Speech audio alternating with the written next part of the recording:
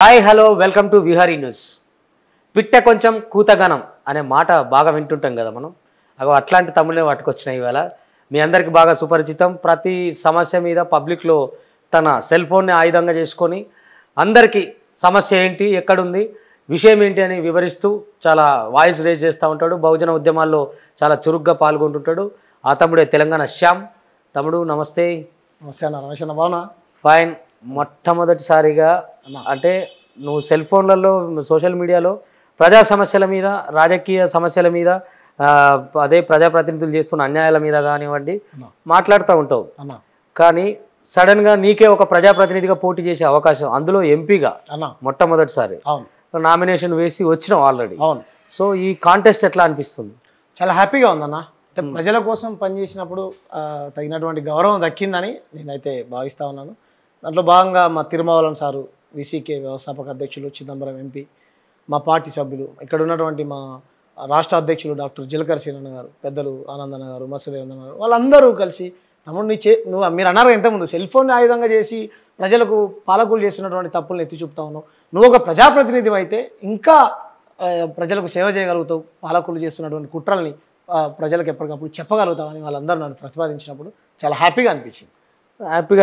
బాగుంది. మరి నువ్వు కేసీఆర్లో బక్కపలసగా ఉన్నావు, ఎంపీ క్యాండిడేట్ అంటే నువ్వు సికింద్రాబాద్ పోయి అక్కడ ఓట్లు అడుగుతున్నప్పుడు నీ పరిస్థితి గిడి ఎంపీ ఏంద్రబాయ్ అనే ఒక అటువంటి ధోరణి ఉంటుందా అని భయపడుతున్నావు అట్లేమన్నా? అంటే పర్సనాలిటీతోని ప్రజలు ఓట్లేస్తారని నేను అనుకోవట్లే. అట్లా అనుకుంటే ఇంతమంది రావాలన్న కేసీఆర్ గారు అన్నమాట. అవును, ఒక్క తెలంగాణ రాష్ట్ర ముఖ్యమంత్రిని ఢీ కొట్టడానికి ఇంత పెద్ద లావు ఉన్న అమిత్ షా, ఇంత పెద్ద సూట్ వేసుకున్న మోడీ 50-60 మంది రావాలన్నానే. నా ఎంతున్నా నేను 56 కిలోలు అన్నాడు. నేను కేసీఆర్ కంటే 1 కిలో తక్కువనే ఉన్నా. ఈయన రాష్ట్రానికి ముఖ్యమంత్రి కాగలేను కానీ ఒక సికింద్రాబాద్కు నేను ఎంపీని కాలేనన్నా. మీరు అనుకోనవాళ్ళు మన దగ్గర విషయం ఉండాలి, ప్రజలకు సేవ చేయాలనే ఒక గుణం ఉండాలి, ప్రజలు మనల్ని ఆదరించాలి. నువ్వు చెప్పిన దగ్గర అన్న కేసీఆర్ ఆయన అనుకుంటుండు, అవును నన్ను ఒడగొడతానికి ఇంత లావాలు రావాలని అనుకుంటుండు, కానీ వాళ్ళేమో అనుకుంటలేరు ఈయన గురించి. సో అది రాంగ్ అయ్యే పరిస్థితి ఉంటే అంటే కొత్త ముఖం. అవును, నువ్వు వారికి తెలియదు ఏరియాకి, ఏరియా సమస్యలు తెలుసుకోవాలి, అక్కడ జనాల్ని నమ్మించాలి. కొంచెం నీకు కష్టమైన పని ఇది. అవును, అంటే ఏ ధైర్యంతో అడిగేసినావు? 100% కష్టాన్ని ఇష్టంగా భావించినప్పుడు అది మనకు కష్టం అని అనిపించదు. నేను ఇక్కడ తెలంగాణలో పుట్టినోడిని, ముఖ్యంగా హైదరాబాద్ కేంద్రంగా ఉన్నటువంటి సికింద్రాబాదు తెలంగాణ సెంటర్. హైదరాబాద్ గ్రామీణ ప్రాంతాల నుంచి ఎవరు వచ్చినా సరే సికింద్రాబాద్లో దిగాల్సిందే. అటువంటి సెంటర్ అక్కడ ఆ పార్లమెంటు పరిధిలో 7 అసెంబ్లీ స్థానాలు ఉన్నాయి. ఒకటి నాంపల్లి, సికింద్రాబాదు, జూబ్లీ హిల్స్, ఖైరతాబాదు, సనత్ నగరు, ముషిరాబాదు, అంబర్పేటు, అదేవిధంగా మన సనత్ నగర్, ఇవన్నీ ఉన్నాయి. సో అక్కడ ఉండేటువంటి ప్రజలు మొత్తం స్లమ్, బతుకుదెరుకు వచ్చినటువంటి ప్రజలు, మున్సిపల్ కార్మికులు, అడ్డ మీద కూలి పని చేసుకునే వాళ్ళు, ఫ్యాక్టరీలో పని చేసుకునే వాళ్ళు, ఇట్లా రకరకాల పనులు చేసుకున్నటువంటి నా జాతి బిడ్డలు, మన బహుజనులు, ఎస్సీలు, ఎస్టీలు, బీసీలు, మైనార్టీలు ఉన్నారు. కాబట్టి అంచేత వాళ్ళకు నేను తొందరగా కనెక్ట్ అవుతాననే నమ్మకం అయితే నాకున్నది. వాళ్ళ సమస్యల్ని నేను ఎప్పటికప్పుడు అర్థం చేసుకుంటా ఉన్నాను, వెళ్తూ ఉన్నాను ప్రజల్లోకి. సో ఇవన్నీ నేను తొందరగా వాళ్ళకు అంటే ప్రజల దగ్గరికి రీచ్ అయ్యి తెలుసుకుంటా ఉన్నాను. అంటే నీకు తెలుసా ఇప్పుడు నీ అభ్యర్థిగా నిలబడ్డావు కాబట్టి నీ కాన్ఫిడెంట్ నీకు ఉండవచ్చు, 100%. అది 100% ఉండాలి. కానీ ఇప్పుడు ఓటు అడగటం అంటే, ఓటు వేయటం అంటే ప్రజలు ఏం ఆశిస్తారు, ప్రజలు ఏం చూసి ఓటు వేస్తారు అనే ఒక పరిశీలనకి ఏమన్నా వచ్చినావా? ప్రజలు సహజంగా మీకు తెలియంది కాదు, మీరు ఎప్పటి నుంచో జర్నలిజంలో ఉన్నటువంటి వాళ్ళు, మీరు సామాజిక స్పృహ, మీకు రాజకీయాలపైన మీకు కూడా అవగాహన ఉండదు. మీరు అనేది కరెక్టే. ఎన్నికలు అనగానే డబ్బు, మద్యం, అధికార బలం, లేకపోతే ఇంకా రకరకాల ప్రలోభావాలకు అక్కడ ఉన్నటువంటి స్థానిక లీడర్లని గురి చేసి వాళ్ళ ఓట్లు దండుకునేటువంటి ప్రయత్నం చేస్తాను. నేనేమంటున్నానంటే నా దగ్గర డబ్బులు ఇచ్చేటువంటి స్తోమత లేదు, మందు పంచేటువంటి స్తోమత నా దగ్గర లేదు. మీ మనసును గెలుచుకోగలను, నేను మీకు ప్రజాసేవ చేసుకోగలను. నేను ఎప్పటి నుంచో మీరు చెప్పినట్టు సోషల్ మీడియా ద్వారా సామాజిక అంటే మనకు జరుగుతున్నటువంటి అన్యాయాన్ని ఎప్పటికప్పుడు ఎత్తి చూపడంలో ముందు ఉన్నవంటి వాడిని. నేనేమో ఉద్యోగం చేసుకునేవాడినా నేను. అంచేత మీకు ప్రజాసేవ చేసేటువంటి భాగ్యాన్ని నాకు కల్పించండి, మీ సమస్యలన్నింటినీ పార్లమెంట్లో కొట్లాడతాను మీ తరపున అని చెప్తా ఉన్నాను. దయచేసి డబ్బులు ఇస్తే తీసుకోండి. నేనైతే ఇవాళ నా దగ్గర లేవు డబ్బులు, ఇంకా ఆ మాటకు వస్తే మీరే నాకు డబ్బులు ఇవ్వాలి. ప్రజలనే నేను 4 కోట్ల మంది ప్రజలనే మీరు మనిషికో 500 రూపాయలు ఇస్తే కిషన్ రెడ్డి గారు ఎలక్ట్రల్ ఫండ్ల కింద తెచ్చుకొని డబ్బులు ఖర్చు పెడతారంట, మీరు అన్నట్టు మధ్య పంచుతాడంట. నాకు కూడా విశ్వసనీయ వర్గాల సమాచారం. సరే ఆయన పంచింది చేసింది నేను ఇంకా చూడలేదు, అవి కూడా మా వీసీకే కార్యకర్తలు ఎప్పటికప్పుడు నిఘా పెట్టారు. పెట్టిరు ఏడ మందు మంచుతాడో, ఏడ డబ్బులు మంచుతాడో వాటన్నిటిని షూట్ చేసి మీకు కూడా పంపిస్తాం. అటువంటి అయితే నేను చేయాలని అనుకోవట్లే రమేష్ అన్న. నా దగ్గర అయితే డబ్బు లేదు, నేను అటువంటి చేయాలనుకోవట్లే. అంటే నువ్వే క్యూఆర్ కోడ్ పట్టుకొని పోతావా? ఫోన్ 100%. నేను నిరుపేద కుటుంబం నుంచి వచ్చిన వాడిని అన్న. మా నాయన ఏం రాజకీయ నేపథ్యం లేదు, మా అమ్మకేం రాజకీయ నేపథ్యం లేదు, నాకేం కోట్ల ఆస్తులు లేవు. నా అఫిడవిట్లో పెట్టినా కదా నేను ఉద్యోగం చేసుకుంటే బతికేటోని. నా ప్రతిభను గుర్తించి ఇక్కడ ఉన్నటువంటి రాష్ట్ర నాయకత్వం నాకు టికెట్ ఇచ్చారు. ఓ తమ్ముడు కొట్లాడుతా ఉన్న ప్రజలు అదే కొట్లాడేదో పార్టీ తరఫున కొట్లాడని చెప్పారు. మేము ఎప్పటి నుంచో పార్టీలో ఉన్న వాళ్ళం. ధనవంతులకి ఇవ్వకుండా నాలాంటి సామాన్యునికి మా పార్టీ టికెట్ ఇచ్చిందంటే మరి నన్ను ఆదరించకపోతే ప్రజలు ఇంకెవరు ఆదరించాలి? అంటే నువ్వు చెప్పేది ఎట్లుందంటే ఇప్పుడు అన్న వెంట్రుకను కట్టి కొండలు లాగినట్టున్నది. 100% అంతే కదా. వస్తే వచ్చింది పోతే పోయింది వేస్తామన్నాడు. అసలు మీ పార్టీ జాడే ఇక్కడ ఇప్పుడు మొదలైంది కావచ్చు, ఎవరికి పెద్దగా తెలియదు. సికింద్రాబాద్ నియోజకవర్గాల్లో అసలే తెలియదు నాకు తెలిసి. అంటే మిగతా రాజకీయ పార్టీలు మీరు మమ్మల్ని ఇగ్నోర్ చేస్తున్నా, నిజంగానే తెలియదు అంటురా? ఎవరికి తెలుసు అన్న? 100% మేము తెలియదా? మా రాష్ట్ర అధ్యక్షులు తెలియదా? తిరుమావలన్ సార్ గారు తెలియకుండానే ఇక్కడ ఇన్ని సంవత్సరాలు తెలంగాణ ఉద్యమం చేసినటువంటి కేసీఆర్ గారు మా నాయకుడు తిరుమావలన్ సార్ని పిలుచుకున్నారు. మా నాయకుడు డాక్టర్ జలకర్ శ్రీనివాస్ గారు వాళ్ళు ఉద్యోగానికి త్యాగం చేసి ఆయన ఏమంటారు సినీ సామాజిక రచయిత అదేవిధంగా విశ్లేషకుడు, ఆయన గురించి తెలియని ఎవరు లేరు. మేము ఎప్పటి నుంచో తెలంగాణ ఉద్యమంలో ఉన్నాం. ఓకే, మీరు ఒక జర్నలిస్ట్గా మీరు అడిగిన క్వశ్చన్లో ధర్మం ఉన్నది కాదంటలే. మా ఫేస్ అందరికీ తెలుసు. మా పార్టీ మీరు అన్నట్టు రీసెంట్గా ఇక్కడ మేము ప్రారంభించవచ్చు. మా ఫేస్ అందరికీ తెలుసు. మా దాంట్లో రచయిత మత్స దేవేంద్రన రాసినటువంటి పాట 4 కోట్ల మంది ప్రజలే కాకుండా 2 తెలుగు రాష్ట్రాల ప్రజలు, తమిళనాడు, ఆంధ్రప్రదేశ్, కేరళ గడప గడపను చేరుకునేది. సో మేమంతా తెలుసు, మేమైతే తెలుసని అనుకుంటున్నాం అన్న. తెలుసు, మేము వెల్ నోన్ పర్సన్స్ అని మీరు అనుకుంటే ఎట్లా అంటున్నాను నేను. ఇప్పుడు అన్న మీ పార్టీలో ఉన్న మిగతా అంటే మీ తోటి క్యాండిడేట్స్ ఎవరైతే అభ్యర్థులు ఎవరైతే ఉన్నారో అన్న వాళ్ళు రూరల్లో ఉన్నారు. అంటే ఒక తెలియకపోయినా తెలిపించుకునే ఫెసిలిటీ వాళ్ళకు ఉన్నది. ప్రధానంగా నీకు సికింద్రాబాద్ టౌన్ రకరకాల జనం ఉంటారు. ఒక టైప్ ఆఫ్ కాదు, అన్ని దిక్కులకెళ్ళి బతుకొచ్చిన వాళ్ళు ఉంటారు.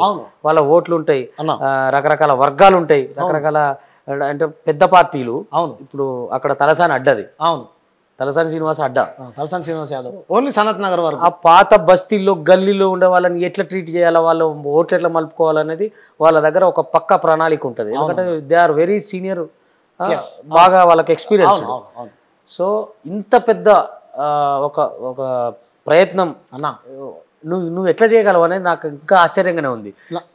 నాకైతే నమ్మకం ఉన్నది. సో నేను ఇక్కడ సుమారుగా 17-16 సంవత్సరాల నుంచి నా చిన్నతనంలోనే నేను అంటే హైదరాబాద్తో నాకు బాగా సన్నిహిత సంబంధం ఉన్నది. మా బాబాయ్ ఇక్కడే ఉండేవాడు, రావడం, మళ్ళీ నేను వరంగల్ హాస్టల్లో చదువుకొని మళ్ళీ ఇక్కడ అంటే నాకు తెలుసు ఇక్కడ ప్రజలతో ఎట్లా స్లమ్ ప్రజలతో ఎలా కమ్యూనికేట్ అవ్వాలి, వాళ్ళని ఎలా అంటే వాళ్ళని ఎలా అర్థం చేసుకోవాలి, ఎలా నా వైపు మలుచుకోవాలి, మనకు జరుగుతున్న అన్యాయాన్ని ఎలా వాళ్ళకి చెప్తే వాళ్ళు అర్థం చేసుకుంటారనే పూర్తి అవగాహన నాకైతే ఉందన్న. మీరు అన్నట్టు తలసాని శ్రీనివాస యాదవ్ గారు డబ్బు పెట్టగలుగుతాడు, మద్యం పంచగలుగుతాడు, ఆ విషయంలో ఆయన సక్సెస్ కావచ్చు. కానీ నేనేమంటానంటే మీకు నచ్చితే తీసుకోండి ప్రజలారా, ఓటు మాత్రం నాకేయండి. సార్ మార్పు కోరుకోండి అంటున్నా. కోరుకుంటారు మార్పు సికింద్రాబాద్ ప్రజలు చైతన్యవంతులని నాకైతే బలమైన నమ్మకం ఉన్నది. కాదు, నీకు ఉన్న నౌకర్ ఇడిచిపెట్టుకొని దాన్ని బంధు పెట్టి పెళ్లి కాలేదు పోరనివి 5 నెలలకు 20-30 వేలు వస్తాయి సంపాదించుకొని సప్పుడు అంటూ ఉండక ఈ రాజకీయాలు ఇవన్నీ ఎందుకు పోయానంటే నాకు కూడా అట్లనే అనిపించిందన్న. కానీ మన మహనీయులు కూడా బాబాసాహెబ్ అంబేద్కర్ కుటుంబాన్ని కోల్పోయి మా రాష్ట్ర అధ్యక్షులు గారు వారి 2,50,000 రూపాయల ఉద్యోగాన్ని కూడా వదులుకొని సాధారణంగా బస్సులో ప్రయాణం చేస్తారు. మా నాయకుడు ఉంటే కార్యక్రమాలు లేకపోతే బస్సులో ప్రయాణం చేస్తాం. తిరుమావలన్ సార్ పెళ్లి కూడా చేసుకోకుండా విద్యార్థి ఉద్యమం నుంచి ప్రజలే నా ప్రాణంగా, నా జాతి బిడ్డలు, నా ప్రజలు పడుతున్నటువంటి బాధను చూడలేక ఆయన సుమారు ఇప్పుడు ఆయనకు ఎంత వయసు ఉంటుందో మీకు తెలుసు, ఇప్పటిదాకా ప్రజలే ప్రాణంగా బ్రతికారు. సో వాళ్ళ నుంచి నేర్చుకున్నాను కాబట్టి మన బుద్ధుడు, అంబేద్కర్, మార్క్స్, పూలే, పెరియార్, ఇక్కడున్నటువంటి ఐలమ్మ తల్లి, అక్కడ ఐలమ్మ, దొడ్డి కొమరయ్య, గోపాల, వీళ్ళందరూ స్ఫూర్తి ఏమున్నది మనకు. మీరు అన్నట్టు పెళ్లి చేసుకొని డబ్బులు సంపాదించుకోవచ్చు, అదే జీవితం కాదు కదా అన్న. అది వచ్చినప్పుడు అది కూడా చేద్దాం, ముందైతే ప్రజల కోసం పనిచేద్దాం. కాదు, నువ్వు సోషల్ మీడియాలో మాట్లాడే మాటలకే ఇప్పటికే ఈ శ్యామ్ గాడు ఈడ దొరుకుతాడు అన్నట్టుగా బీజేపీ వాళ్ళు ఎదురు చూస్తున్నారు. అవును అంటే నీకు ఆ తీట పంచాయతీలు ఎందుకు ఆ సోషల్ మీడియాలో అది పెట్టుకొని ఎవరినో ఒకరు అని ఇవి కొని తెచ్చుకోవటం మూలాన రేపు సింగిల్గా ఏమైనా దాడులు జరుగుతాయి, ఒక్కనివే తిరుగుతుంటావు. ఇప్పుడు రేపు నియోజకవర్గాల్లో తిరుగుతున్నప్పుడు నీకు సరైన పటాల ఉండాలి కదా, నియోజకవర్గానికి ఒక టీం ఉండాలి, ఆ కథంత ఉంటుంది. ఈ గిచ్చికాయం పెట్టుకునే పనులు ఎందుకు నీకు అన్న? అయితే నేను ఏమంటున్నాను అంటే ఇక్కడ మా పార్టీ చాలా క్రమశిక్షణ కలిగినటువంటి పార్టీ. నేను చాలా డెమోక్రటిక్ వాదిని, చాలా ప్రజాస్వామ్యవాదిని. మా నాయకులు ఛాన్సర్లు అదే చెప్పారు. నేనేమంటున్నా అంటే ఈ రాష్ట్ర అధ్యక్షుడు, బీజేపీ రాష్ట్ర అధ్యక్షుడు 4 కోట్ల మంది ప్రజలకు బాధ్యతగా అంటే మాట్లాడాల్సిన నాయకుడు మసీదులను కూల్చేస్తా అంటే ఎలా కూలుస్తావు రాబాయ్ అని అడిగాం మేము. తప్ప 2 కోట్ల ఉద్యోగాలు మీ నాయకుడు ఇవ్వలేదు, ఎందుకు ఇవ్వలేదు అని అడిగావు. నువ్వు మోడీని ప్రశ్నిస్తావు. మోడీ ఏమన్నా ప్రజాస్వామ్యానికి అతీతుడా? కాదు కదా. నాకు ఇక్కడ వాళ్ళే బండి సంజయ్ అన్నాడు 4 కోట్ల మంది కేసీఆర్ జీతగాడు అయినప్పుడు 140 కోట్ల మందికి నరేంద్ర మోడీ పెద్ద జీతగాడు అని అన్నాను. ఖాయం ఎట్లయితుంది? నీ భాష ఎలా ఉంటుందో నా భాష అలాగే ఉంటుంది. నువ్వు సంస్కారంగా మాట్లాడు, నేను సంస్కారంగా మాట్లాడతాను. నువ్వు మాట్లాడు. నేను చిన్నవాడిని అయితే తమ్ముడు అను, ఇంత చక్కగా మీరు మాట్లాడుతున్నారు, తమ్ముడు శ్యామ్ అంటున్నాను, అన్న అని అంటున్నాను. ఎదుటివాడు ఎలా మాట్లాడితే అలా మాట్లాడతాం. సో అట్లా మీరు చేయాలనుకుంటే మేము చాలా తెగించిన వాళ్ళం అన్న. మా ప్రజల్ని కాపాడుకోవడం కోసం మేము దేనికైనా తెగించిన వాళ్ళం. నాతోనే వాళ్ళతో నాకు ప్రమాదం కాదు, నాతోనే వాళ్ళకి ప్రమాదం, నాతోనే వాళ్ళకి ప్రమాదం. ఇప్పుడు ఇంటికాడ పేరెంట్స్ అన్న నెరవేర్చాల్సిన బాధ్యతలు అవును ఇవన్నీ ఉంటాయి. నువ్వు ఇట్లా మాట్లాడుతున్నప్పుడు ఈ వీడియోలు వాళ్ళ దగ్గరకు పోయినప్పుడు వాళ్ళు భయపడే పరిస్థితి ఉండదా? ఉంటుంది. ఎందుకు అలా నేనేమంటున్నానంటే నా ప్రాణాలకే ప్రమాదం పొంచి ఉన్నప్పుడు 100% ఎదుటి వాళ్ళు ఎవరైనా అలా చేయాలని మీకు ఆలోచన ఉంటే కనుక నిజంగా నేను చెప్పిన దాంట్లో జెన్యున్గా ఉన్నదా లేదా, ప్రభుత్వం ఇచ్చినటువంటి హామీలను నెరవేర్చమని నేను అడుగుతున్నాను. రా కూర్చొని మాట్లాడితే యుద్ధాలే అయిపోయినాయి కదా, మాట్లాడుకుందాం రా. రష్యా ఉక్రెయిన్ యుద్ధం అయిపోయింది కదా, రా కూర్చొని మాట్లాడుకుందాం రండి. ప్రజా సమస్యల గురించే కదా మనం మాట్లాడుకునేది, మాట్లాడుకుందాం రా అంటున్నా. అంతేగాని అడగొద్దు, అడిగితే మేము తిడతాం, బూతులు తిడతాం అనుకుంటే మీకంటే మేము ఎక్కువ తిట్టగలుగుతాం. కానీ మాకు సంస్కారం అడ్డొస్తుంది, మేము అట్లా తిట్టదలుచుకోవట్లేదు. సో మీ దగ్గర డబ్బులు అధికారం, మీ దగ్గర మోడీ గారు అధికారంలో ఉన్నారని మీరు విచ్చలవిడితనం చేస్తామనుకుంటే తెలంగాణ ప్రజలు చాలా చైతన్యవంతులు. వాళ్ళందరూ మీరు చెప్పినట్టు నా వెనకాల ఉన్నారు. వాళ్ళు కూడా చైతన్యం చేసుకుంటారు. బీజేపీ పార్టీ వాళ్ళు కూడా వాళ్ళ పార్టీని ఎట్లా డెవలప్ చేసుకోవాలన్న చైతన్యంలో ఉన్నారు. బట్ వాళ్ళకు అతీతంగా సపరేట్గా వీసీకే పార్టీ నుంచి మీ ఎజెండా ఏంది, మీ మేనిఫెస్టో ఏంది, ప్రజల్ని మీరు ఏం చెప్పి ఓట్లు అడగగలుగుతారు? మా వీసీకే ప్రధానమైనటువంటి ఎజెండా దక్షిణాది హక్కుల కోసం, భారత రాజ్యాంగాన్ని కాపాడడమే మా ధ్యేయంగా. అదేవిధంగా ఇక్కడున్నటువంటి భూములు, తెలంగాణలో ఉన్నటువంటి భూములు తెలంగాణ ప్రజలే కొనుక్కోవాలి, ఈ తెలంగాణ ప్రాంతేతరులకు అమ్మకూడదని ఒక చట్టం తీసుకురావాలని మేము డిమాండ్ చేస్తాను. ఇక్కడ ఒక సుప్రీంకోర్టు బెంచ్ ఏర్పాటు చేయాలని మేము డిమాండ్ చేస్తా ఉన్నాం. భారత రాజ్యాంగాన్ని కాపాడాలని మేము అంటే కాపాడాలి, అది ప్రమాదంలో పడ్డదని మా యొక్క ప్రధానమైనటువంటి ఎజెండా. ఏ ప్రమాదంలో ఉంది? ఏ ప్రమాదంలో ఉండదంటే ప్రభుత్వ రంగ సంస్థలు మొత్తం ప్రైవేట్ పరం అయిపోతున్నాయి. ఇంకా ప్రజాస్వామ్యం ఎక్కడిది? మొత్తం ప్రైవేటీకరణ అయిపోతే ప్రభుత్వ ఉద్యోగాలకు ఎవరికి ఇస్తావు?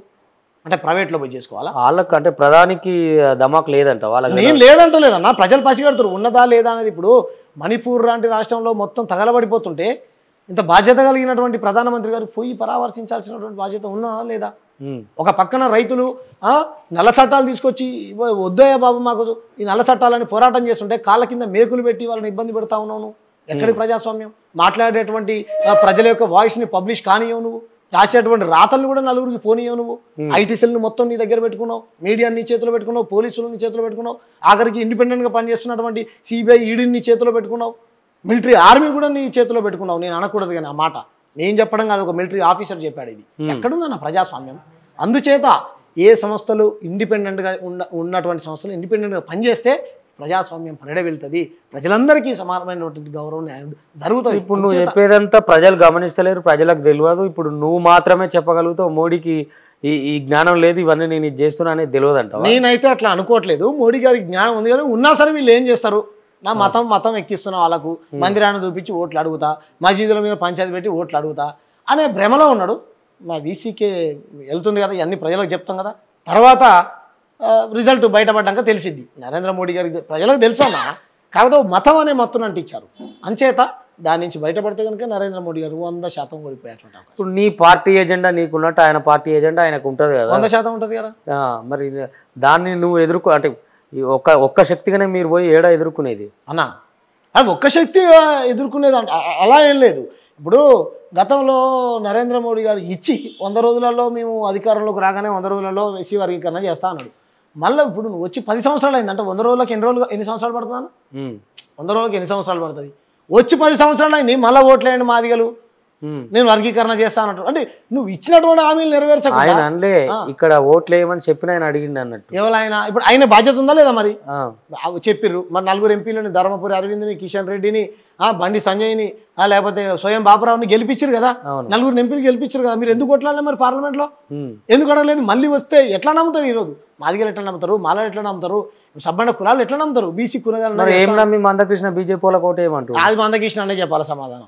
మందకృష్ణ అనే చెప్పాలి, నా మాదిగ జాతి ప్రజలు చెప్పాలి, నా మాల జాతి ప్రజలు చెప్పాలి, ఎస్సీ కుల, బీసీ కుల, సబ్బండ కులాలను మోసం చేస్తున్న మోడీ వాళ్ళందరూ చెప్పాలి. సో ఇక్కడ పంచాయతీ పెట్టడం, ప్రజల మైండ్ సెట్ని మతం అనే ఒకటి అంటించి మేము బీసీ వర్గీకరణ చేయాలి, సారీ బీసీ కులగణన చేయాలని అంటున్నాం. ఎందుకు చేయవు నువ్వు? ఎందుకు చేయవు నువ్వు? మేము అడుగుతున్నాం, ఎందుకు చేయడు మోడీ గారు? మాకు ఏమంటారు మా ప్రాజెక్టులకు జాతీయ హోదా కల్పించమని అంటున్నావు. ఎందుకు కల్పించవు నువ్వు? మాకు విజయన్ హామీలో ఉన్నట్టు మా కాజ్పేట్ కోచ్ ఫ్యాక్టరీ ఎందుకు ఇవ్వు? మా బయ్యారం ఉక్కు ఫ్యాక్టరీ మన సౌత్ మీద సౌత్ ప్రేమ అంతే కదా. మా కోచ్ ఫ్యాక్టరీ ఇవ్వు నువ్వు, మా బయ్యారం ఉక్కు ఫ్యాక్టరీ ఇవ్వు నువ్వు, మా ప్రాజెక్టులో దానికి జాతీయ హోదా కలిపియవు, మాకు నవోదయ పాఠశాలలు ఇవ్వు, మాకు గిరిజన యూనివర్సిటీ ఇవ్వవు, మా జాతరకు సరైనటువంటి గౌరవాన్ని ఇవ్వవు. ఏంది పైగా ఇవ్వకపోక మా సమ్మక్క సారక్కలను తిడతారు, మా ఇలామ పోరాటాన్ని అవమానిస్తారు మీ బీజేపీ అధికార ప్రతినిధులు. మా తెలంగాణ సాయుధ రైతాంగ పోరాటాన్ని ఏమంటారు వక్రీకరించి ముస్లింలకు హిందువులో జరిగిన పంచాయతీగా ప్రజలకు ప్రమోట్ చేస్తారు, సినిమాలు తీస్తారు. మీకు చరిత్ర లేకపోతే మీరు చరిత్రను వక్రీకరించి ఇదే చరిత్ర అని చెప్తారా? తప్పు కదా, సినిమాల కోసం అంటున్నావు. తప్పు కదా అన్న.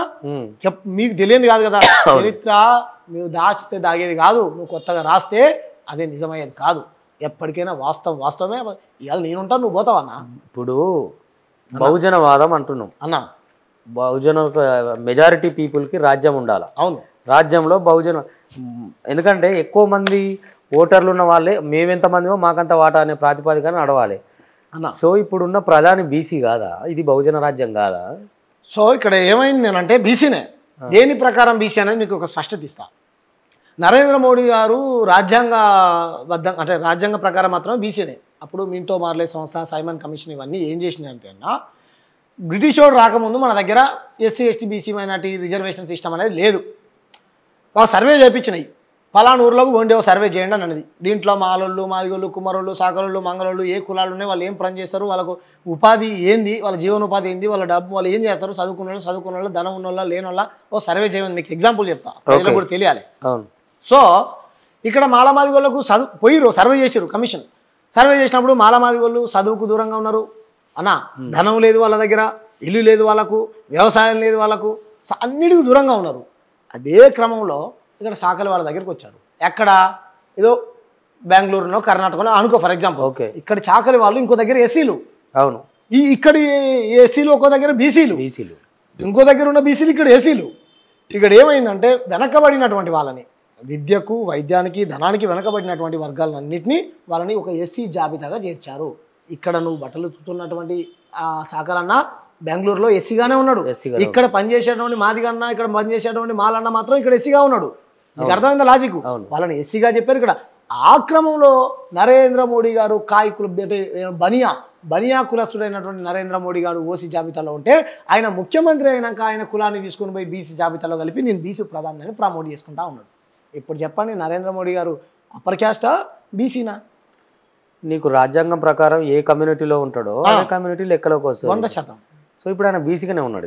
ఇప్పుడు ఆయన బీసీగానే ఉన్నాడు, నేను కాదంటే ఆయన మార్చుకుంటాడు కాబట్టి బీసీగా అట్లా ప్రమోట్ చేసుకుంటాడు. మరి బీసీగా ఉంటే బీసీ కులగానే చెయ్యి.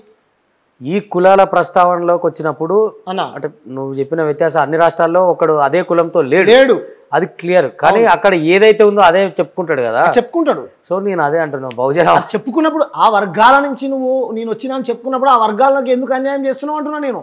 బీసీ కులాలను ఎందుకు చేయవు, బీసీలకు 50% రిజర్వేషన్స్ ఎందుకు దేశమంతా అనాలి కదా మోడీ మాకు అన్యాయం చేస్తున్నాడు. నేనైతే మొదలు పెట్టినా అన్న, నేనైతే అంటున్నా, నాకు సామాజిక స్పృహ ఉంది, నా జాతుల పట్ల, నా బీసీల పట్ల, నా ఎస్సీల పట్ల, నా ఎస్టీల పట్ల నాకు బాధ్యత ఉన్నది, మాకు రావాల్సింది ఎందుకు చేయమని అంటున్నా. ఆయన వచ్చినాకనే చాలా జరిగినాయి, ఆయన వచ్చినాకనే ఉగ్రవాద దాడులు ఆగినాయి, రామ మందిరం వచ్చింది, పటేల్ వచ్చిండు, దేశమంతా దేశమంతా దిగ్విజయంగా కనబడుతుందని చెప్తుంటే నువ్వు మళ్ళీ డిఫరెంట్ వాదం తీసుకొచ్చి నువ్వు ఆ బీజేపీలకు, అంటే మీరు హిందుత్వానికి వ్యతిరేకవా? నా పేరు నేను ఎవరిని? మరి ఇప్పుడు బీజేపీ వాళ్ళు చెప్తారు ఈ దేశంలో ఉన్న ముస్లింలు క్రైస్తవులు కూడా హిందువులే అంటారు. నేను ఎవరిని? బీజేపీ వాళ్ళు చెప్పాలి రాజ్యాంగం అయితే నన్ను హిందూ అని అంటుంది, రైట్, నేనైతే బుద్ధిస్ట్గా కొనసాగాలని అనుకుంటున్నా. రాజ్యాంగం హిందూ అంటుంది కాబట్టి నేను హిందువునే. నరేంద్ర మోడీ చెప్పే హిందువును కాదు నేను, మస్జిద్లను కూల్చేసే హిందువును కాదు నేను, హిందువులకు ముస్లింలు పంచాయతీ పెట్టే హిందువును కాదు నేను, క్రైస్తవులు చర్చిలను కూల్చేసే హిందువును కాదు నేను, రాజ్యాంగం అంబేద్కర్ రాసిన రాజ్యాంగాన్ని గౌరవించని హిందువును కాదు నేను, వీటన్నిటిని గౌరవించేటువంటి సెక్యులర్ హిందువుని నేను. నీకు సెక్యులర్ హిందువుతో కూడా ప్రాబ్లం ఉందా? యూ కెన్ గో, దేశం తీసుకోపోను. వాళ్ళందరూ కాదంటావా? పంచాయతీ పెట్టేటోళ్ళు హిందూ ఎట్లయితారు? కాదు కదా. హిందూ అనంటే ఏంటి? ఒక రామానుజాచారి, ఒక ఏమంటారు, ఒక ఆయన పేరు ఏం పేరు, మన ఆదిశంకరాచార్యులు వారు, రామానుజాచార్యులు వారు, రమణ మహర్షి, వీళ్ళందరూ ఏం చెప్పారు? మసీదులను చర్చిని కూల్చేయమన్నారా? ఆధ్యాత్మికతను బోధించలేదా? హిందూ ధర్మంలో ఏం చెప్పారు మీకు తెలియదా? నీ అధికారం కోసం హిందూ ముస్లిం పంచాయతీ పెట్టి ప్రజల నువ్వు ఇచ్చినటువంటి హామీలని డైవర్ట్ చేయడం కోసం రకరకాల కథలల్లి ఆడ వీళ్ళు చచ్చిపోయారు. మీరు చెప్పారు ఇంతకుముందు పుల్వామాలో జవాన్ చచ్చిపోయారు, మోడీ రాకముందు 5వ స్థానంలో ఉండే, ఇలా ఏమంటారు 17వ స్థానంలో ఉండి అలా 5వ స్థానంలోకి వచ్చింది. నువ్వు దిగిపో, మేము ఫస్ట్ స్థానంలో పెడతాం. ఎవరో ఒక్కరు అంటే ప్రధానంగా ఇది హింసాత్మకంగానే ఉండాలని లేకపోతే అరాచకంగా ఉండాలని ఏ హిందువు కోరుకోడు, ఎక్కడ ఉండదన్న. ఎవరో కొందరు అన్న బుర్రలేని వాళ్ళు దమాక్ తక్కువ వాళ్ళు చేసే పనులతోటి అన్న కంప్లీట్ అందరికి రుద్దుకొస్తున్న పరిస్థితి. అవును. సో ఎక్కడ సమస్య ఉందో అక్కడనే ఖండించకుండా మొత్తం హిందుత్వం అని మొత్తం బీజేపీ అని ఎందుకు రుద్దుకు రావాలి? మేము మొత్తం అనలేదే. రాజేంద్ర గారు ఉన్నారు, ఆయన నేపథ్యం చెప్పుకుంటూ వచ్చాడు. నేను పీడిఎస్సీ ఉద్యమం నుంచి వచ్చినండి అని అన్నాడు. సో ఏంటి పాలు అక్కడనే తాగినావు కదా. అవును, నువ్వు ఆడికి పోయినావు. పీడిఎస్సీ బీజేపీ వ్యతిరేకంగా పనిచేస్తే కలిసి ఏదన్నా కూటమిలో పోటీ చేసిన దాఖలాలు ఉన్నాయా? లేవు కదా. సో నువ్వు ఎక్కడి నుంచి వచ్చినావు అంటే మేము కూడా అందరినీ అంటలేదన్న. దాని పేరు మీద నువ్వు చిచ్చు పెట్టకు. మతం అనేది నీ పర్సనల్ బిలీఫ్ సిస్టమ్. రమేష్ అన్న ఉన్నాడు, రమేష్ అన్న ఆయనకి ఇచ్చిన రాముని మొక్కుతాడా, కృష్ణుని మొక్కుతాడా, అల్లని మొక్కుతాడా, యేసుప్రభుని మొక్కుతాడా, అసలే మొక్కడా అని నీ పర్సనల్. ప్రజాసేవ చేయాలనుకున్నటువంటి ఏం చేయాలి? స్కూల్ మీద మాట్లాడు, కాలేజ్ మీద మాట్లాడు, ఉద్యోగాల మీద మాట్లాడు, ఉపాధి మీద మాట్లాడు, రైతుల సమస్యల మీద మాట్లాడు. రకరకాల సమస్యలు ఉన్నాయి కదా, అది ఎవరికైనా అది ఉపయోగపడిద్ది కదా. కానీ మతం గురించే మాట్లాడి నువ్వు ఈ ప్రజా సమస్యలను తప్పుదో పట్టిస్తానంటే దానికి వ్యతిరేకంగా కొట్లాడతాం.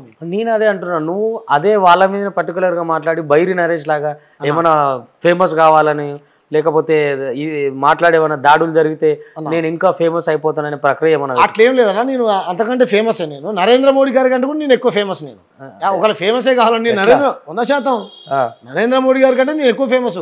నన్ను చీ అనేటోడు ఉండడు, నరేంద్ర మోడీ గారిని అట్లా అనేటోళ్ళు ఉన్నారు.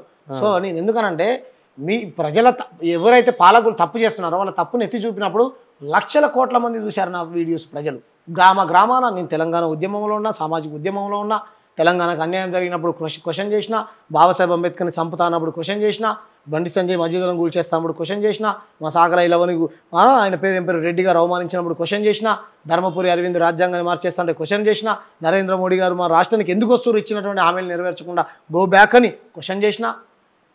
ఇంకా 4 సార్లు రాబోతుండే. ఇప్పుడు రాని మేమేమంటున్నాం, ఎన్నిసార్లు వచ్చిపోయినా నరేంద్ర మోడీ గారికి ఇక్కడ అది ఇక్కడ చేసేది ఏం లేదు. ఆయన చేసేది ఏం లేదు. వచ్చినప్పుడల్లా మేము నల్ల బెలూన్లు ఎగరేస్తున్నాం. కానీ మాదిగల కోసమే ఒక సభ జరిగితే ప్రధానమంత్రి వచ్చి మాట్లాడేంత రేంజ్లో మీటింగ్ పెట్టినప్పుడు అన్నా మీరు ఆ సామాజిక వర్గానికి మద్దతు ఇవ్వకుండా మందకృష్ణను విమర్శిస్తూ అండ్ ప్రత్యేకంగా మీరు ఇప్పుడు దళిత బహుజన వాదులందరినీ కలుపుకోకుండా వీసీకి ఎందుకు సపరేట్గా పోవాలి? అట్లా అన్న ఇప్పుడు నేనేమంటున్నా అంటే నేనైతే కలవడానికి సిద్ధంగా ఉన్నా. ఎవరితోనైనా మీ ఛానల్ వేదికగా కలవడానికి నేను సిద్ధంగా ఉన్నా.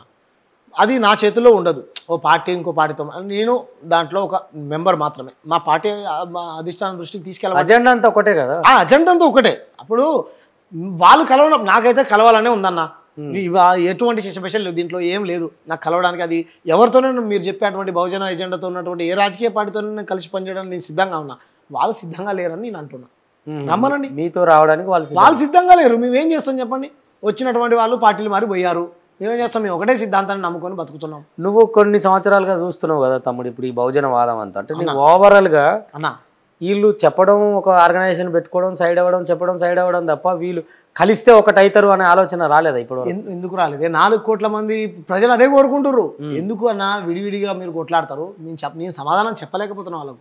నన్ను ప్రేమించే అటువంటి వ్యక్తులు కూడా మహబూబ్నగర్ నుంచి ఒక తమ్ముడు నా కోసం అన్న నీకోసం ఒక ఏమంటారు ఒక 50 కిలోల బియ్యము నా స్తోమత తగ్గట్టు నా దగ్గర ఉన్న డబ్బు నేను తీసుకొస్తా అన్న, మీరు అందరు కలిస్తే బాగుంటుందని. అంటే నన్ను ఏం చేయమంటావు తమ్ముడు అని చెప్పాను. అన్న వాళ్ళతో మాట్లాడతాము అన్న.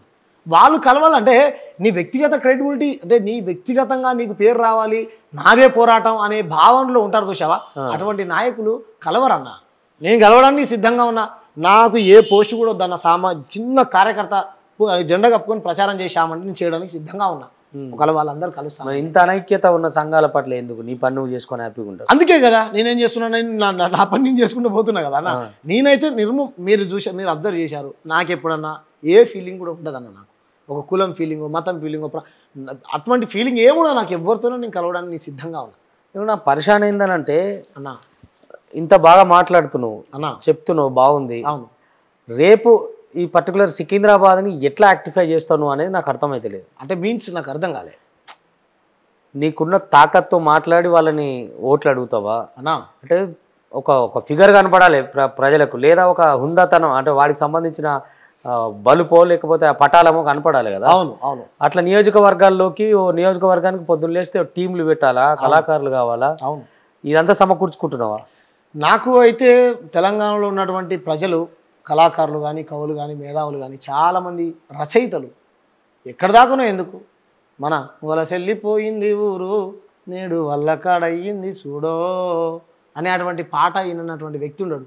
నా చిట్టి చేతులు చక్కని రాతలు లేదయ్యో, అటువంటి గొప్ప రచయిత యాదగిరి అన్న. అటువంటి గొప్ప రచయిత తమ్ముడు ఓ చిన్నోడివి, ఒక సామాజిక స్పృహతోని, ఒక బాధ్యతతోని శత్రువులతో కొట్లాడుతున్నావు, కొట్లాడని అన్న స్వచ్ఛందంగా నాకు సపోర్ట్ చేశాను. ఆయన ఏ రాజకీయ పార్టీలో నాకు తెలియదు. ఓకే, ఆయన ఎలా ఉండే వ్యక్తిగత విషయం. అవును, నాకు ఎంత సంతోషం అనిపించింది. నాకు వేయడం కాకుండా 5,000 రూపాయలు నాకు ఫోన్పే చేసి డబ్బులు పంపించాడు. ఎంత ప్రేమ ఉండాలి నేను చేసేటువంటి పోరాటంలో, నాలో ఎంత నిజాయితీ ఉండాలి. అన్న నాది ఊరు కాదు, నా పేరు కాదు, నా కులం కాదు, నా మతం కాదు, కాదు కదా. అవునవును. ఎంత అట్లా నన్ను ప్రేమించేటువంటి వాళ్ళు లక్షల మంది ఉన్నారు రమేష్ అన్న. మీరు చెప్పినటువంటి కొరత నాకున్నది. లక్షల కోట్లు పెట్టి కిషన్ రెడ్డి లాగా నేను బండ్లు 100,000 పెట్టి 17 లక్షల మంది పబ్లిక్కి తిరగలేకపోవచ్చు. ఇలాంటి ఛానల్ వేదికగా నేను చెప్పేటువంటి వాయిస్ ఆ సికింద్రాబాద్లో ఉన్నటువంటి బస్సులలో ప్రజలు రూమ్లలో పెట్టుకొని వింటారేమో అనే ఆశతోని ఇలాంటి ఛానల్స్ ఇంటర్వ్యూ ఇచ్చుకుంటూ పోతున్నా. మీరు అన్నట్టు ఆ డబ్బు కొరత నాకైతే ఉంది. నేను ప్రజల్ని అడుగుతా ఉన్నా, రండి ప్రజలారా, నాకు బియ్యం ఇవ్వాలనుకుంటే బియ్యము, ఖర్చుల మందం, ఆ ప్రచార రథానానికి ఇప్పుడు లక్షలు పొద్దునట్టే లేచింది మొదలన్న. ఓ 10 మంది పొద్దున టిఫిన్, మధ్యాహ్నం లంచ్, నైట్ డిన్నర్, ఇట్లా 30 రోజులు ఖర్చులు వెళ్ళాలి.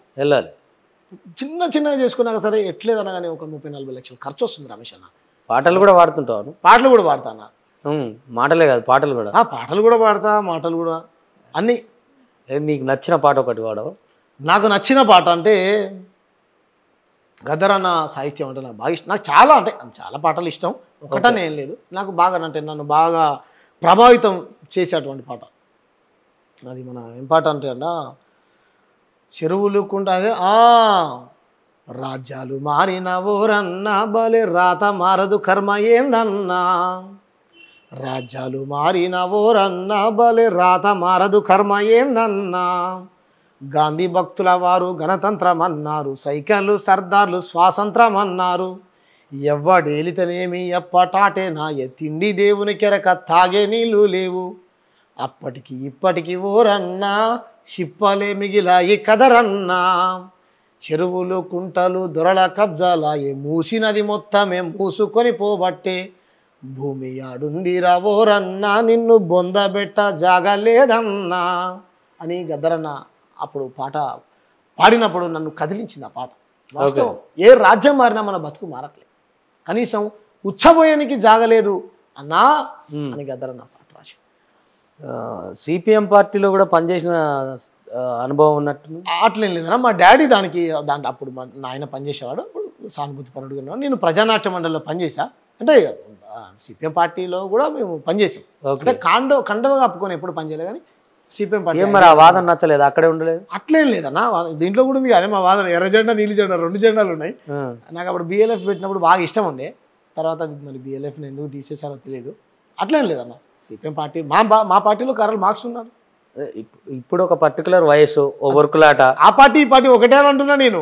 వాళ్ళు మాకు పాలెంలో లాంటి వాళ్ళు, మాకు సిపిఐ అయినా సిపిఎం అయినా అన్న. ఇప్పుడు ఒక పర్టికులర్ వయసు ఉంది అన్న, వాడు పెళ్లి కాలేదు, మంచి ఉడుకు నెత్తురు ఉరుకులాట 2 ఉన్నాయి అన్న. ఓ 10 years 5 years పోయిన తర్వాత ఈ అభిప్రాయాలు ఉండవు. అంటే ప్రతి మనిషికి మారుతుంది. ఇంకా అంటే ఆ వయసు వచ్చినాక ఎట్లుంటుందో నాకు తెలియదు కదా, స్టార్ట్ దాటి వచ్చినాం కదా. ఓకే, మీరు అనుకున్న నాయకుల్ని చూసినా, నన్ను నేను చూసుకున్నా అన్న ఖచ్చితంగా మారుతుంది, అట్లా డౌట్ ఏం లేదు. ఇప్పుడు మోడీ ప్రభుత్వం ఊపి మీద ఉంది, రేపు మారదన్న గ్యారెంటీ ఉండదు కదా. కరెక్టే. సో అట్లా ప్రతిదీ మారుతుంటుంది అన్న. ఆ మార్పుకు అనుగుణంగా పోతుంటావా? Fix అయినవా VCK? కాలం నేర్పిస్తుంది కానీ అన్నీ మనకు కాలం నేర్పిస్తుంది. వీసీకే ఇంకా నేను అనుకుంటున్న వీసీకే తెలంగాణలో రాష్ట్రంలో అధికారంలోకి వస్తుందని. ఈ సౌత్ ఇండియాలో అన్ని రాష్ట్రాలలో కర్ణాటక, తమిళనాడు, ఆంధ్రప్రదేశ్, తెలంగాణ ఇవన్నీ రాష్ట్రాల్లో అధికారాన్ని చేజెక్కించుకుంటా నేను అనుకుంటున్నా. మీరు అన్నప్పుడు రాజకీయ పరిస్థితులు 30 ఏళ్ళు మాదే అధికారం తిరుగులేదనుకున్న కేసీఆర్నే తిప్పి పంపించేసారు అంతే. తమిళనాడు నుంచి ఎన్నో చిన్నగా వచ్చిన మీ పార్టీ ఎట్లా నిలబడుతుంది అనుకుంటున్నాను. అన్న ఇప్పుడు నేనేం చెప్తున్నా అంటే ఎక్కడో జనతాదళులుగా మొదలైనటువంటి బీజేపీ అది బీజేపీగా రూపాంతరం చెంది 2 సీట్లు ఉన్నది. ఈరోజు పార్లమెంట్లో 543 సీట్లు మొత్తం సీట్లు పార్లమెంట్లో, దాంట్లో మెజారిటీ బీజేపీదే ఉన్నది. సో ఏదన్నా ఒక పట్టుదల ఉండాలి సిద్ధాంతం పట్ల, కానీ దీని పట్ల ఒక కమిట్మెంట్తో పనిచేస్తే ఈ రోజే నేను అయిపోతాను నేను చెప్పట్లేదు రమేష్ అన్న. భావితరాలు రేపు ఇప్పుడున్న రోజులల్లో అంటే పూర్తి అవగాహన ఉన్నోడువే కదా అన్న, ఎట్లా ఒక పార్టీ మొత్తం ఒక స్టేట్లో గెటాన్ అవుతుంది ఎకనామికల్ సోర్స్ అనేది లేకుండా నేను ఎట్లా నమ్ముతున్నావు? ఇప్పుడే అంటలేదే నేను, ఇప్పుడే అంటలే అట్లా చెప్పడం. 17 సీట్లు మేము గెలుస్తామని అంటలేదు కదా, మేము గెలిచే సీట్లే చెప్తున్నాం. ఒకటి నాంపల్లి గెలుస్తాం మేము, హైదరాబాద్ గెలుస్తాం, సికింద్రాబాద్ గెలుస్తాం, వరంగల్ గెలుస్తాం, మిగతా చోట్ల కూడా 8 చోట్ల పోటీ చేస్తాం, 8 చోట్ల గెలుస్తాం, మిగతా మేము గెలవం. మేము పోటీ దగ్గర ఈ నమ్మకం ఉండాలి, ఏ పార్టీ వాళ్ళకి ఆ పార్టీ వాళ్ళు మేము గెలుస్తామని నమ్మకం గెలుస్తాం కదా అన్న. పోటీకి అయితే పోలేరు కదా అన్న, గెలుస్తాం కదా 100% గెలుస్తాం. పోటీకి అట్లా ఆ నమ్మకం లేకుంటే పోలేరు. కానీ ఉద్దండులు ఉన్నారు ఇప్పుడు కాంగ్రెస్ బీజేపీకే అసలు సమరం ఉంటుంది. అవును, ఆ నడిమిట్లా మీరు ఏ గాలికి పోతారు అనేది నా డౌట్. చూద్దాం తర్వాత రిజల్ట్. మే 13 ఎలక్షన్స్ నెల రోజులు కాగానే రిజల్ట్ కదా అన్న. తర్వాత మళ్ళీ మీ ఛానల్ వేదికగా కూర్చొని సక్సెస్ అయితే ఎంపీకి వచ్చి ఇంటర్వ్యూ ఇస్తా, ఫెయిల్ అయితే ఫెయిల్ అవ్వడానికి కారణాలు ఏందో చెప్తా. ఖచ్చితంగా నువ్వు ఎంపీగా రావాలని కోరుకుంటున్నాను నేను. లేదు అండ్ ప్రధానంగా యువతని సమీకరించే పని మీద నువ్వు దృష్టి పెట్టాలని కూడా నేను కోరుకుంటున్నాను నా వైపు నుంచి అడ్వైజ్. ఎందుకంటే ఒక యువకుడు వచ్చినప్పుడు మొన్న ఒక అమ్మాయి సోషల్ మీడియాగా బర్రె లెక్కన కావచ్చు ప్రస్తావించాలని కాదు, విషయం ఏంటంటే ఆ దిశగా అడుగులు పడితే యూత్ చేతుల్లోకి దేశాలు వస్తే బాగుంటుంది. ఎందుకంటే మెజారిటీగా ప్రపంచంలో యువత ఎక్కువ ఉన్న దేశం మనది. కాబట్టి యూత్ చేతుల్లోనే ఉండాలనేది ఒక ఆలోచన. ప్రధానంగా అంటే తెలంగాణలో మీ పార్టీ వీసీకే కాంట్రిబ్యూషన్ ఏముంది ఇప్పుడు దాకా? అన్న మా కాంట్రిబ్యూషన్ ఏముంది అని అంటే, మేము గతంలో చేసినటువంటి పోరాటాలు చెప్తే కొన్ని వందలాది ఉన్నాయన్న. మరియమ్మని లాకప్ డెత్ చేసినప్పుడు మీరు వచ్చే 4 రోజులు కాలేదు గతంలో అంటే మేము అంతకు ముందు నుంచి మన తిరుమావళవన్ సార్ గారి ఫోటో వేసుకొని ద్రవిడ బహుజన్ కరెక్టే మీరు అన్నది 100% కరెక్ట్. తిరుమావళవన్ సార్ గారి ఫోటో వేసుకొని సుమారు 12 సంవత్సరాల నుంచి మేము ఏమంటారంటే ఈ వాదాన్ని తీసుకెళ్తున్నాం. తిరుమావళవన్ సారు మనకు నాయకుడు, తిరుమావళవన్ సారు మన SC ST BC మైనార్టీల కోసం, సౌత్ ఇండియా హక్కుల కోసం కొట్లాడుతుండు అని చెప్పేసి మేము ద్రవిడ బహుజన్ సమితి అని పెట్టాం. ప్రజల్ని కన్ఫ్యూజ్ చేయకుండా వీసీకే పార్టీ ఉంది కదా, మళ్ళీ ఇక్కడ మనం సపరేట్గా ద్రవిడ బహుజన్ సమితి పెట్టడం ఎందుకు, సార్ ఫోటో ఎలాగ మనం వేసుకొని ప్రచారం చేస్తున్నాం కదా, సార్ పార్టీలోనే జాయిన్ అయితే అయిపోయింది కదా అని మేము వీసీకేలో జాయిన్ అయ్యాం. అంత ముందు చేసిన పోరాటాలు ద్రవిడ బహుజన్ 2 కలిపి వస్తాయి కానీ ఇంకా మేము అందరం ఇలానే ఉన్నాం.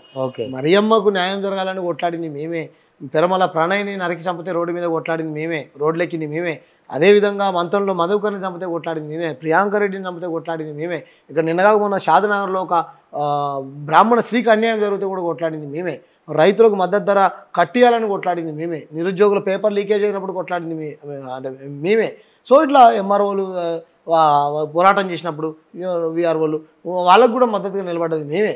ఇట్లా అనేక రకాల పోరాటాలు చేశాము, రోడ్లు ఎక్కాము, ధర్నాలు చేసాము, జలపాలయ్యాము. నువ్వు చెప్పిన పోరాటాలన్నీ మీ వాదాలకు అనుకూలంగా ఉన్నాయి కానీ ప్రజల కోసం ప్రభుత్వాలు చేస్తున్న దాని మీద మీరు కొట్లాడింది ఏంది? ఒకటి నెంబర్ 1 పెట్రోల్ రేటు తగ్గించాలని కొట్లాడినాం, డీజిల్ రేటు తగ్గించాలని కొట్లాడినాం, నిత్యావసర సరుకులు మంచి నూనె, పప్పు వీటి నిత్యావసర సరుకుల మీద ధరలు పెంచేశారు మోడీ గారు, తగ్గించాలని కొట్లాడినాం. ట్యాంక్ బండ్ బాబాసాహెబ్ అంబేద్కర్ దగ్గర పెద్ద ప్లకార్డ్స్ పట్టుకొని ఇది కూడా చేయడం జరిగింది, మమ్మల్ని అరెస్ట్ చేశారు. సో అనేక సమస్యలపైన కొట్లాడినాం రమేష్ అన్న మేము. ఓకే, ముఖ్యంగా అంటే తీన్మార్ మల్లన్నకు నీకున్న పంచాయతీ ఏంది? అంటే వ్యక్తిగతమైన పంచాయతీ ఏం లేదన్నా, తీవ్రంగా విమర్శిస్తూ ఆయనని టార్గెట్ చేస్తూ మనిషిని బాగా ప్రేమించినప్పుడు ఆ మనిషి హట్ చేస్తే హృదయం గాయపడుతుంది అన్న. సహజంగా మీ ఛానల్ ఎదిగే చెప్తున్నా, ఎప్పుడు చెప్పలేదు కానీ మీకు కూడా తను పరిచయం అన్న. నాకు అన్న అంటే పర్సనల్ ఏం కొట్లాట్లే ఎందుకు ఉంటుంది అన్న, నాకేమన్నా ఆయన నా ఎకరం భూమి గుంజుకున్నా, నా ఎకరం భూమి ఏమైనా గుంజుకున్నా లేదా ఏం లేదు, వాదం పేరు చెప్పి వచ్చినప్పుడు ప్రేమించాం. మేము ప్రేమించి అన్న ఇది ఒక నాయకుడు వచ్చాడు మనకు ఆ వాదాన్ని వినిపిస్తాడు, పూలే అంటుండు, అంబేద్కర్ అంటుండు, బహుజన రాజ్యం అంటుండు. అప్పుడు ఇంకా ఆర్ఎస్ ప్రవీణ్ కుమార్ సార్ రాలే, బహుజన వాదంతో బలంగా లేదు, మాట్లాడేటువంటి నాయకుడు ఒక బీసీలలో లేడు ముఖ్యంగా. అవును, ఆ స్పేస్లో వచ్చాడు. మళ్ళీ బీసీలలో ఒక 300 కాపాయి ఉండి వచ్చాడు. అబ్బా ఇంత నాయకుడు వచ్చాడు, మనకు ఇంటర్ క్యాష్ మ్యారేజ్ చేసుకున్నాడు, అన్న దగ్గర మంచి వాయిస్ ఉంది అని మేము అందరం వెళ్ళి సుమారు కొంత డబ్బులు ఇచ్చామన్న. డబ్బులు ఇచ్చి మోసపోయాం. దాని తర్వాత తను బీజేపీ కండవ కప్పుకున్నప్పుడు నాకు నచ్చలే. వేరే పార్టీలో పోయినా వెళ్ళకపోయినా మంచిగా ఉండాలని కోరుకుంటామన్నా. నువ్వైనా సరే ఓ రాజకీయ నాయకుడు ఎదుగుతే ఎందుకు ఆయన వ్యక్తిగత అభిప్రాయం అయి అది ఉంటుంది. కదా, ఇప్పుడు కానీ సిద్ధాంతాలకు వ్యతిరేకంగా మొదలు పెట్టిండు, ఆయన సర్వే అవ్వలేకపోవచ్చు, ఒక్కడిగా బలం చాలకపోవచ్చు, సో వేరే రూట్ తీసుకుంటాడు. అగ్రి. కానీ మనం ఏ శత్రువుకు వ్యతిరేకంగా కొట్లాడుతున్నావు నువ్వు అని నా డబ్బులు మేము ఇచ్చామో నువ్వు పోయి వాళ్ళ ఫంక్షన్. మరి ఆయన అన్ని రోజులు జైల్లో ఉన్నాడు, బయటికి రావడానికి గల కారణం ఒకవేళ నువ్వు ప్రేమిస్తున్నావు, నీ శక్తి సరిపోదే. నేను ఏ ఎజెండా అంటే నువ్వు నమ్మిన ఏ సిద్ధాంతం అయితే నమ్మినావు నువ్వు అప్పుడు ఆ సిద్ధాంతం మీద నువ్వు ఉంటే మళ్ళా నీకోసం నిరాహార దీక్ష చేసినావు నేను జైలు నుంచి బయటకు రావాలి. కానీ నువ్వు బీజేపీలో ఉన్నప్పుడు పోయినావు కదా. అంటే ఆయన మాన్యశ్రీ కాంశీరామ్ చెప్పిన మాట ఒకటి చెప్పిండు, మీకు గుర్తుందో లేదు. అన్న నీ గమ్యం చేరాలనుకున్నప్పుడు గాడిద వస్తే గాడిద మీద పోతావు, బస్సు వస్తే బస్సులో పోతావు, ట్రక్ అదే ఫార్ములాను ఉపయోగించి. ఇక పోయి వచ్చిన వాళ్ళందరూ అదే మోసం అన్ని గాడిదలు ఎక్కుంటే పోతే నమ్ముకున్న వాళ్ళు ఏం కావాలంటే వ్యక్తికి ఒక లక్ష్యం ఉంటుంది. అదే ప్రధానంగా ఇప్పుడు నువ్వని కాదు, అక్కడ ఏం జరిగింది ఏంది అని తెలవడానికి కంటే కూడా చిలుక ప్రవీణ్ ఒక న్యూస్ ఛానల్ అసలు మలన కోసమే పెట్టినంత జరిగింది. అంటే అది వాళ్ళిద్దరి పర్సనల్ అన్న, నేను వాళ్ళిద్దరి మధ్య కామెంట్ చేయదలుచుకోవాలి. అది వాళ్ళకి ఏం జరిగింది. నువ్వు తనకు సన్నిహితంగా ఉంటూ ఉంటా ఇప్పుడు మీకుండానా? అదే నేను మీకున్నంత మాత్రాన వాళ్ళ మంచోళ్ళు కదా అని చెప్తానా? చెప్పను కదా. నీకు తనకు ఎటువంటి రిలేషన్ ఉందో నాతోనైతే ఒక్కటే రమేష్ అన్న, మల్లన్నతో నాకు ఎటువంటి ఇప్పుడు కాంగ్రెస్ పార్టీలో ఉన్నారు, ఎవరోదో ఒక మాట అన్నాం మేము సెక్యులర్ పార్టీ. అంటే నాకేందంటే బీజేపీ ఈ ప్రజాస్వామ్యానికి వ్యతిరేకంగా మల్లన్న నోటి నుంచే చెప్పిండు అన్న, ఈ బాపనాయన ఎట్ట పుడతారు అట మల్లన్న కూడా తెలుసు చాలా. అంబేద్కర్ కదా బాపనాయన అట్టేట పుడతారా మంగళవారం మల్లనే అన్నాడు కదా. సో నువ్వు అటువంటి పార్టీలకు పోయినప్పుడు మాకు బాధ అనిపించింది అంతే తప్ప వెల్కమ్ లేదు. అంటే నీలో కూడా నేను అన్నది అదే, కొంత జరిగితే పరిణితి వస్తుంది, అది తెలిసి వస్తుంది. సో ఈ అన్వాంటెడ్ చర్చలు కూడా వెళ్ళిపోతాయి. సరే ఎక్కడున్నా సరే మళ్ళీ మంచిగా ఉండాలి ఎదగాలని కోరుకుంటున్నా. ఫైనల్లీ నువ్వు సికింద్రాబాద్ ప్రజలకు ఏం చెప్పాలనుకుంటున్నావు అన్న? రేపు గెలుపు కోసం ఏం చేయాలనుకుంటున్నావు? సూటిగా నువ్వేమైనా చెప్పేది ఉంటే. సికింద్రాబాద్ ప్రజలారా, ముఖ్యంగా సికింద్రాబాద్లో 17,50,000 మంది జనాలు ఓటర్స్ ఉన్నారన్న. ఇంతకుముందు చెప్పినటువంటి నియోజకవర్గం దాంట్లో సుమారుగా 10 లక్షల మంది మగవాళ్ళు ఉంటే 7,50,000 మంది ఆడవాళ్ళు ఉన్నారు. దయచేసి ప్రజలారా, పెరిగినటువంటి పెట్రోల్ కానీ డీజిల్ కానీ మంచినూనె కానీ అదేవిధంగా రకరకాల నిత్యావసర సరుకుల ధరలు అన్నీ పెరిగాయి. ఈ సమస్యలపైన మరి నేను పార్లమెంట్లో మీ తరపున గొంతెత్తి ఇక్కడ ఉన్నటువంటి స్లమ్స్ మొత్తం మోరీల అట్లా డ్రైనేజ్ లైన్స్ అలాగే ఉన్నాయి, రోడ్లు ఎక్కడా లేవు, అంటే సరిగ్గా లేవు, గుడిసెలు వేసుకొని మూసీ నది ఆ కాలు ఒడ్డున అంబర్పేట అక్కడ అట్లనే బతుకుతూ ఉన్నారు, మీ భూములకు పట్టాలు లేవు. వీటన్నిటిపైన కొట్లాడడం కోసం ఇంకా మీ ఏ సమస్యలు అవుతున్నాయో మీ దగ్గరికి గడప గడపకు వస్తాను. మీరు సోషల్ మీడియా ద్వారా కూడా నన్ను కాంటాక్ట్ కావచ్చు. నా ఫోన్ నెంబర్ 9000806754. ఎటువంటి సమస్య ఉన్న అధికారుల దృష్టికి తీసుకెళ్ళి మీ సమస్యలన్నింటినీ పరిష్కరించేటువంటి దిశగా నేను పనిచేస్తాను. అంచేత ఒక పేద బిడ్డగా, ఎక్కడో మారుమూల ప్రాంతంలో పుట్టినటువంటి బిడ్డగా మీ అందరికీ ప్రజాసేవ చేసుకునేటువంటి భాగ్యాన్ని నాకు కల్పిస్తే మీ తరపున కొట్లాడడానికి నాకు ఎంతో ఉత్సాహాన్ని ఇచ్చిన వారు అవుతారని మనస్ఫూర్తిగా కోరుకుంటా ఉన్నాను. నిజంగా అంటే ఇవాళ వీసీకే పార్టీ గురించి చెప్పాల్సి వచ్చినప్పుడు వ్యూవర్స్ ఎంతో కొంత ఒక అంటే అతి సామాన్యులు పోటీలో నిలబడవచ్చు అని, ఈ డబ్బు రాజకీయాల్లో, ఈ పెట్టుబడిదారి రాజకీయాల్లో బాగా కొట్టుకపోతున్న తరుణంలో వీసీకే పార్టీ నుంచి యువకుడు, అతి సామాన్య కుటుంబం నుంచి వచ్చినోడు, అతి సామాజిక వర్గం నుంచి వచ్చిన తమ్ముడు ఖచ్చితంగా ఒక ఊపు కసి ఉన్నవాడు. కాబట్టి ప్రతి ఒక్కరూ ఈ శ్యామ్ని గెలిపించే విధంగా సికింద్రాబాద్ ప్రజలు ఆలోచిస్తారని, ఆయనకు ఓటేసి తనకు మీ మద్దతు తెలుపుతారని తెలియజేసుకుంటూ సెలవు. మీ ఛానల్ వాళ్ళకు కూడా ప్రత్యేకమైనటువంటి ధన్యవాదాలన్నా. నేను అంటే మీరు నాకు టైం ఇచ్చి మీలాంటి అంటే నాలాంటి వాళ్ళని ఎంకరేజ్ చేస్తున్నటువంటి ప్రతి ఛానల్ కూడా నేను ప్రత్యేకమైన ధన్యవాదాలు. దయచేసి ఈ ఛానల్ చూస్తున్నటువంటి ప్రజలారా, ఇది మన ఛానల్, మన ప్రజా గొంతుగా ఉన్నటువంటి ఛానల్ కాబట్టి దీన్ని సబ్స్క్రైబ్ చేయండి, ఆదరించండి.